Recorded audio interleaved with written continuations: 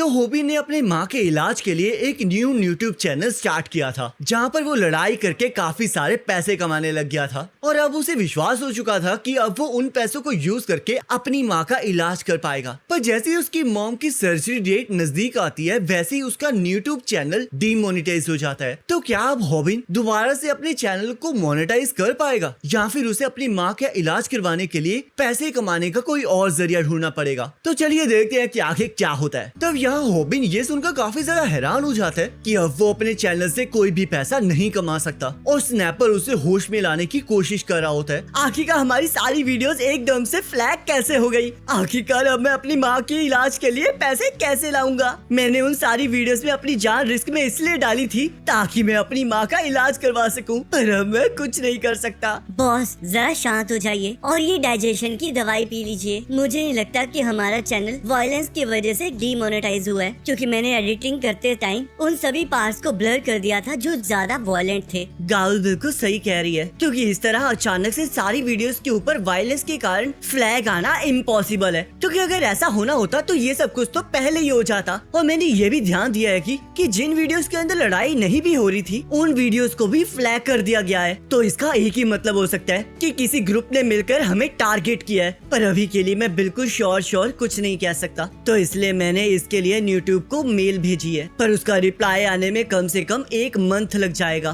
तब ये सुनकर हॉबिन बहुत ज्यादा हैरान हो जाता है, क्योंकि उसी मंथ उसकी माँ की सर्जरी शेड्यूल होती है, और अगर वो पैसे ना ला पाया तो उसकी माँ की सर्जरी नहीं होने वाली, जिस वजह से उसे कुछ समझ नहीं आ रहा होता कि आखिरकार उसे क्या करना चाहिए। तब हॉबिन हॉस्पिटल से भाग जाता है। मेरी माँ बहुत टाइम से इस सर्जरी का इंतजार कर रही है, पर अब मुझे नहीं पता कि मुझे अब क्या करना चाहिए। मुझे किसी भी कीमत पर 15.5 लाख इकट्ठे करने ही पड़ेंगे। तो हॉबिन पैसा कमाने के लिए रूमी के साथ कोलैब करने के लिए तैयार हो जाता है, और रूमी हॉबिन के साथ मिलकर डिजाइनर चीजें खरीदने चली जाती है ताकि वो अपने व्यूअर्स की अटेंशन पा सके। लगता है हॉबिन तुम्हें पैसों की कुछ ज्यादा ही जरूरत है, पर चिंता मत करो, आज हम जितना भी डोनेशन से कमाएंगे मैं उसका आधा तुम्हें दे दूंगी। चलो फिर अब शॉपिंग की जाए। मेरे पास कोई चॉइस नहीं है, मुझे किसी भी कीमत पर पैसे कमाने हैं, और इसके लिए मैं कुछ भी कर सकता हूँ। पर रूमी के व्यूअर्स तो बहुत खतरनाक है, वो तो इसकी बेइज्जती करने लगे हुए हैं। इसके कंपैरिजन में तो मेरे व्यूअर्स ज्यादा बेटर है, कम से कम वो मेरा सपोर्ट तो करते हैं। तो रूमी अलग अलग कपड़ों को ट्राई करने लगती है, और उसके व्यूअर्स उसे क्रिटिसाइज करने लगे हुए होते हैं। पर रूमी को इससे कोई फर्क नहीं पड़ रहा होता, क्योंकि उसे तो अपने व्यूअर्स की अटेंशन मिल रही होती है, जिस वजह से वो अपनी शॉपिंग करने में बिजी होती है। तो हॉबिन वहाँ पर रखे हुए कपड़ों की कॉस्ट को देखने लगता है, जिसे देखकर उसके होश ही उड़ जाते हैं, और वो सोचने लगता है कि वो फ्ली मार्केट से इतने पैसों में 100 कपड़े खरीद सकता है। लगता है रूमी के फैमिली के पास बहुत पैसा है, और इसी वजह से शायद इसे पैसों की कोई फिक्र नहीं है, और ये बड़ी आसानी से 15.5 लाख उड़ा रही है। पर मेरे लिए इन पैसों की बहुत ज्यादा अहमियत है। तो रूमी अपने सारे बैग्स को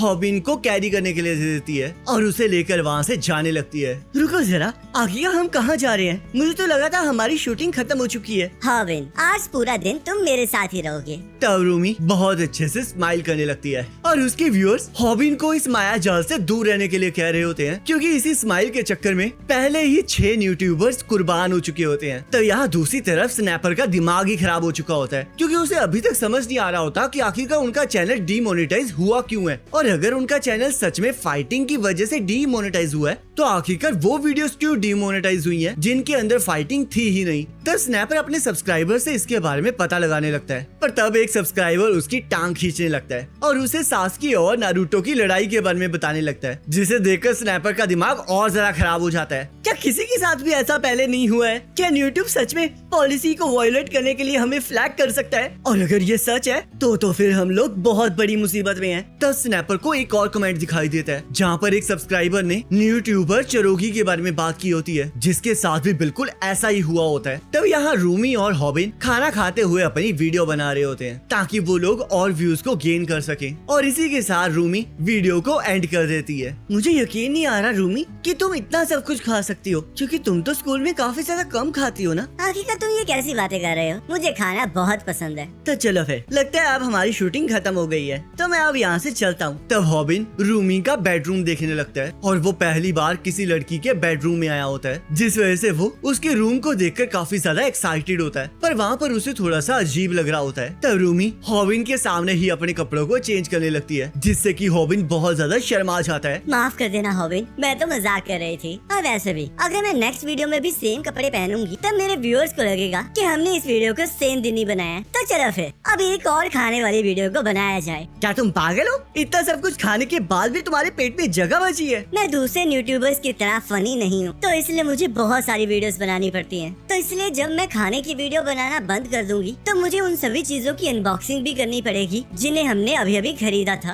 और उसके बाद मैं उन सबको सेल कर दूंगी। क्या तुम इसे अपने पास नहीं रखने वाली? आखिरकार मैं इसे अपने पास क्यों रखूंगी? मैं तो इतने पैसों में फ्ली मार्केट से 100 कपड़े खरीद सकती हूँ। तब हॉबिन को एहसास हो जाता है कि स्कूल में जो रूमी को लेकर रूमर चल रहे हैं कि वो बहुत ज्यादा रिच है, वो बिल्कुल झूठ है, क्योंकि रूमी भी उसी की तरह एक नॉर्मल इंसान है और उसकी सिचुएशन बिल्कुल हॉबिन की तरह ही है। क्या तुम मेरे व्यूअर से इस बात को सीक्रेट रखोगे? क्योंकि सबको लगता है कि मैं एक स्पॉइल्ड प्रिंसेस हूँ, तो इसलिए मैं नहीं चाहती कि उनको कुछ भी पता लगे। तो हॉबिन रूमी को डाइजेशन की दवाई दे देता है ताकि उसे खाने की वीडियो के बाद इंडाइजेशन ना हो। तुमने तो मुझे चौंका ही दिया हॉबिन। अगर तुम थोड़ा सा और लंबे होते तो मैं तो इससे शर्मा ही जाती। आखिरकार तुम्हें ये किसने सिखाया है? तुम सच में जानते हो कि लड़कियों को कैसे पटाया जाता है? एक सेकंड, ये तो मुझे एक छोटे बच्चे की तरह ट्रीट करने लगी हुई है। तो हॉबिन रूमी की कंडीशन को समझ के उसके साथ और भी वीडियोस करने के बारे में पूछने लगता है और रूमी उसे स्ट्रेटनर देकर अपने बालों को स्टाइल करने के लिए कहती है ताकि वो उसके ऊपर एक वीडियो बना सके। पर हॉबिन किसी लड़की के इतने करीब पहली बार आया होता है, जिस वजह से वो बहुत ज्यादा शर्माने लगता है और रूमी उसे टीज करने के लिए उसे अपने करीब और खींच लेती है, जिस वजह से हॉबिन का तो फ्यूज ही उड़ जाता है। तभी वो देखता है कि स्ट्रेटनर में से धुआं निकल रहा है और उसे एहसास होता है कि उसने गलती से रूमी के बालों को जला दिया है, जिस वजह से वो रूमी से इस बारे में माफी मांगने लगता है। पर तभी उसे पता चलता है कि वो तो एक बस प्रैंक वीडियो थी, जिस वजह से हॉबिन पूरी तरह से हैरान हो जाता है और व्यूअर्स भी इस बात को लेकर बहुत ज्यादा हंसने लगते हैं। आखिरकार तुमने रिकॉर्डिंग कब स्टार्ट की? मैंने तो रिकॉर्डिंग को तभी स्टार्ट कर दिया था जब मैंने स्ट्रेटनर को गर्म होने के लिए रख दिया था।